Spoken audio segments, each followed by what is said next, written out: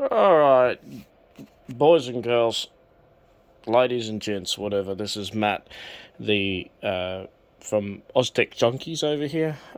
What have I got today? This is a bit of an experiment. I've never done anything like this before, but I'm sick of buying takeaway food when I'm on the road, so I'm going to try and mount this microwave into my Holden, Colorado, which is over there. But first off, we need to get something that works. It's hard to find 12-volt microwaves, they just don't exist. So I went out to 4-wheel drive super centre and bought a 1500 watt pure sine wave inverter. And I went to Big W and bought what they call I call it a flatbed. Well, they actually do call it a flatbed. A flatbed microwave which has no spinning glass on the bottom of the microwave for obvious reasons. If you're bumping around in a 4-wheel drive, you don't want that glass to be shattered in there. So I've got it hooked up to a battery that I've had in storage for quite a while. This one was sitting under the desk over here somewhere for a couple of years. I have charged it, but it is an old battery. I've got two chargers because I don't have a fast charger. I don't have something that can really push 30 amps into it. So I've got an 8.6 amp charger and a 4.5 amp charger trying to push some current back to the battery. Now, in the 4-wheel drive, the battery's going to be charged by a 30 amp DC to DC. So if this works for this experiment and we can get this thing fully operational on this experiment, then there should not be a problem getting it to run in the 4-wheel drive. So we have 12.5 amps charging at the moment. I could put it on the negative post of the inverter here. Then we can see that we're dragging 0.8 of an amp on standby, and if we turn it off, we pretty much... I'll go and zero this just in case. There we go, zeroed. And we're dragging no current whatsoever. We turn it on, get a bit of inrush at 0.6 of an amp. So that's pretty good there. We're going to try and heat up this popcorn for 2 minutes and 30 seconds in this microwave, see if we can get some action out of this and if this experiment will work. By the way, there is no fuse protection on this, so I'll have to keep an eye on everything. It should be okay because it's pretty close. There shouldn't be any shorts, and the microwave is 800 watt. It's well below what this inverter can put out. So let's give it a burst. So we'll set this to 2 minutes 30 and hit the start. And already we have power. We are dragging 114 amps. The fans have come on the back. These cables aren't even barely warm, but that's alright.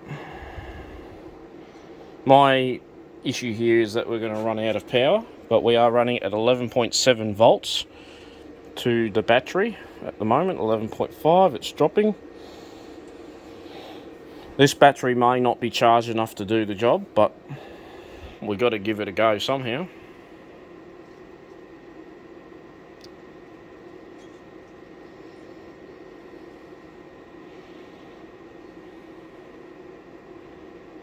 So basically, if this works, I'll be creating a fridge slide in the back of that, and this will be somehow screwed onto the top of the box where the fridge slide goes under. So I could just open up the side of the canopy and microwave some food up and heat up yesterday's dinner, for example. I haven't seen anything here. The popcorn's not popping yet, but usually that happens in the last minute, so sorry about all the mess. I'm still pulling 100 amps. We have 11.3 volts on the battery. We are generating a little bit of warmth in that cable. Here we go. We're starting to pop.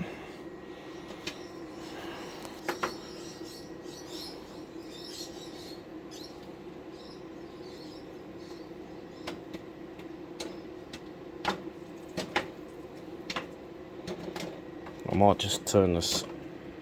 No, we'll leave it.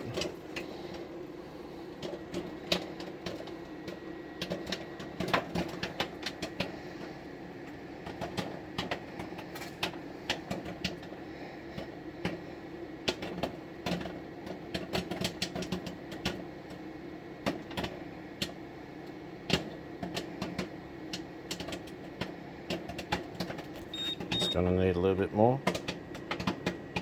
Oh, you can't add time to it.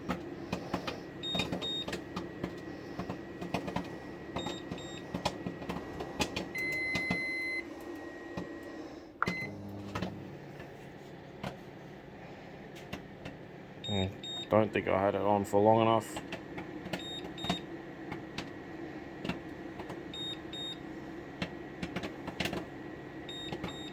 It is giving me a low battery warning, but remember, we are not pushing much current from our chargers into it.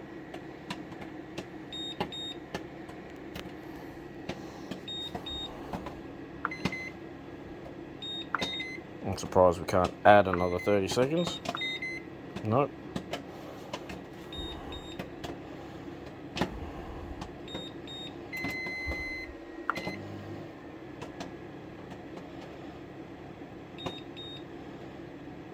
I think that's about it. You can hear the fan really speed up when it goes out of its charge, and now we're now charging at,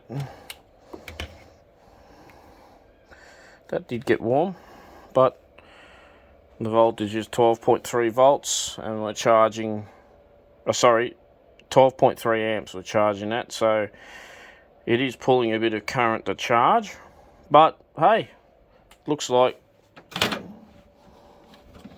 we have some food. Ooh, that's hot. Woo-hoo-hoo-hoo. Yeah, baby. That is some hot popcorn. Anyway, I'm sure this will work better once we get the proper batteries with the proper charge rates, and also an alternator to help push this thing along. I mean, the thing does chew up a lot of current, so I may have to buy a bigger DC to DC converter to run this, or I just hook it up direct to the front battery instead of running it as a separate item on the back battery. We'll have to experiment and see. Anyway, that's Matt from the Maddest, sorry, not the Maddest Man, but this is Matt from Oztech Junkies, over and out.